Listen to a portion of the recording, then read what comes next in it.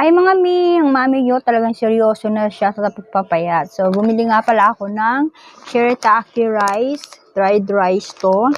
Ito yung pinagpalit ko sa kanin para hindi ako tumaba. Kasi masarap yung, Kasi masarap yung ulap natin ngayon mga mi. Alam niyo ba, napakamura na to sa TikTok. Kung gusto niyo i-try din to sa mga nagpapapayat, sa mga hindi pumayat-payat dahil kakain ng kanin, hindi ba iwasan kumain ng kanin, try nyo itong shirataki rice, dried rice yung mga mi. Ang dali lang din yung lutuin. So, ganito yung itsura niya pagka binabad mo siya sa kanin, ay sa tubig na mainit.